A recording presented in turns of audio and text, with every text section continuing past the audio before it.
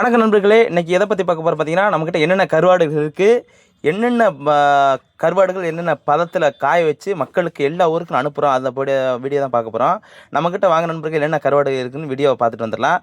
நம்மளோட சேனலை புதுசாக பார்க்குற நண்பர்கள் இருந்தீங்கன்னா நம்ம சேனலுக்கு சப்போர்ட் பண்ணி உங்களுடைய ஆதரவை தருவீங்கன்னு பதிவிடுறேன். வாங்க, புதுசாக பார்க்குற நண்பர்கள் இருந்தால் கண்டிப்பாக நம்ம சேனலை சப்ஸ்கிரைப் வச்சுங்க. அப்போ தான் நம்ம போகிற ஒவ்வொரு வீடியோவுமே தினந்தோறும் உங்கள் கண்களில் படும்.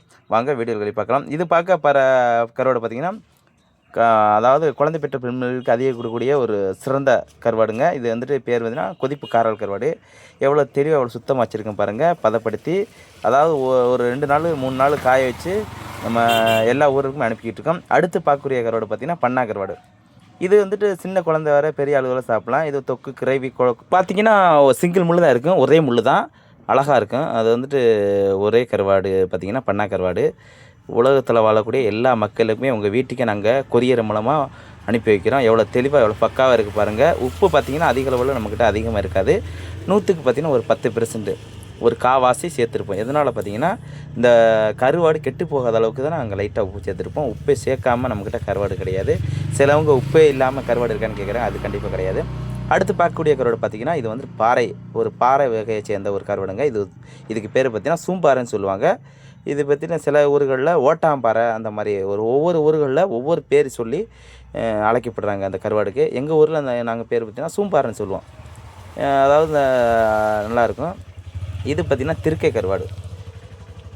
கருவாடு. இது வந்துட்டு மருத்துவ குணம் வாய்ந்த ஒரு சிறந்த கருவாடுங்க. இது வந்துட்டு ஒரு முழங்கால், அதாவது கைகளை முழங்கால், மூட்டு வலி இந்த மாதிரி இருக்கக்கூடிய ஒரு நண்பர்கள் சாப்பிடக்கூடிய ஒரு சிறந்த கருவாடு. இந்த கருவாடு ரொம்ப ரேரு, திருக்கை கருவாடு. அதுவும் துண்டு துண்டாக போட்டு வைப்போம். அடுத்து பார்க்கக்கூடிய கருவாடு பார்த்திங்கன்னா நகர கருவாடு.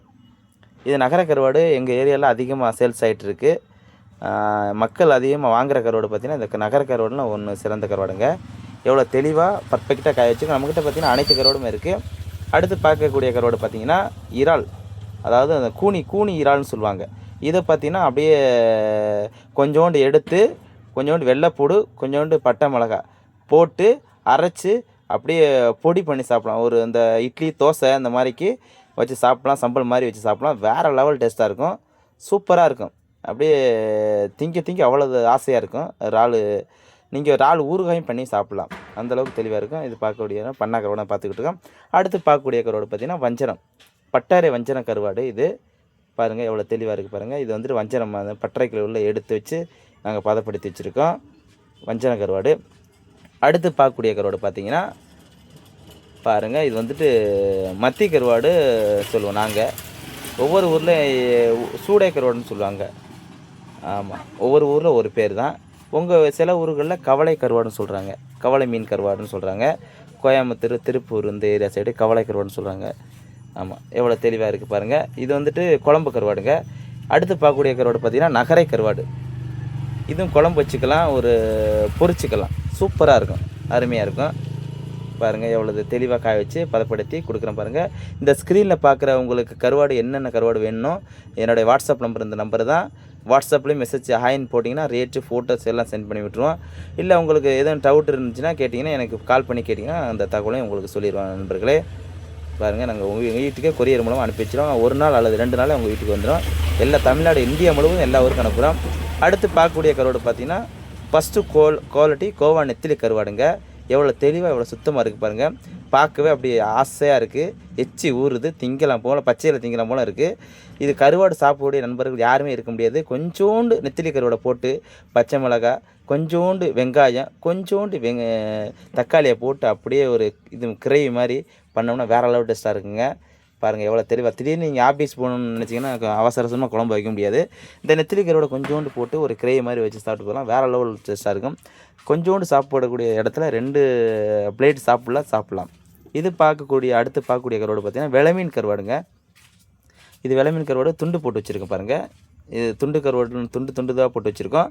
உங்களுக்கு முழு கருவாடுன்னு கேட்டிங்கன்னா முழுசாகவும் நம்மக்கிட்ட இருக்குது நண்பர்களே. அடுத்து பார்க்கக்கூடிய கருவாடு பார்த்திங்கன்னா குழந்தை பெற்ற தாய்மார்களுக்கு ஒரு சிறந்த கருவாடுன்னு சொல்லக்கூடிய ஒரு சிறந்த கருவாடுங்க. பால் சுறா கருவாடு எல்லாருக்கும் தெரியும், தெரியாதவங்க தெரிஞ்சுக்குங்க. அதிக பெண்மணிகளுக்கு சிலவங்களுக்கு பால் அதிகமாக சுரக்காது.